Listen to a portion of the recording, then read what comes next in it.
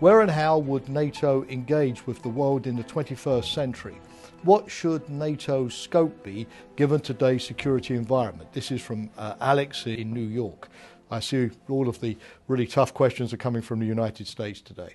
Well, I think that the first thing I would say is that once NATO finishes its ISAF mission in Afghanistan at the end of next year, we must remain globally engaged and keep our global network of partners. We have to demonstrate to ourselves and to our publics that NATO does not need a big military operation outside Europe to have a focus on the world beyond our shores. Because as I said a moment ago in reply to the first question, many of the threats are going to come at us from anywhere in the world.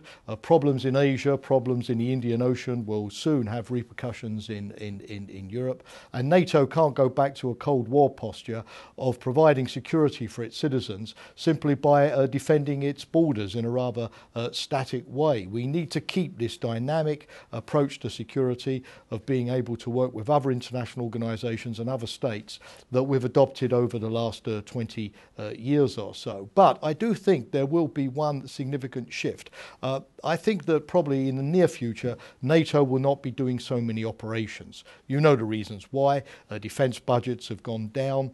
Let's be honest, our public opinion is probably not quite as enthusiastic about these interventions after Iraq and Afghanistan as it was perhaps at the time of the collapse of Yugoslavia in the 1990s.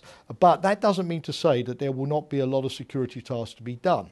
You see, for example, the United Nations very busy in Africa at the moment, the African Union playing a larger role, the European Union taking on also many new missions. So I think one of the shifts, while we keep a global focus and keep our partners, will be that NATO will become more of a training organisation, more of a supporting organisation. One of the things that we would like to develop for the new NATO summit, the next one in September in the United Kingdom, is a kind of capacity building initiative whereby we would use all of our command structures, our NATO schools, our NATO training grounds to help the UN, to help the African Union, to help other partners to improve their capabilities so that the more capable they are at dealing with their security problems in their local regions, the less NATO countries will have to do these interventions. And I think it would be a great tragedy that we just keep all of this know-how for ourselves.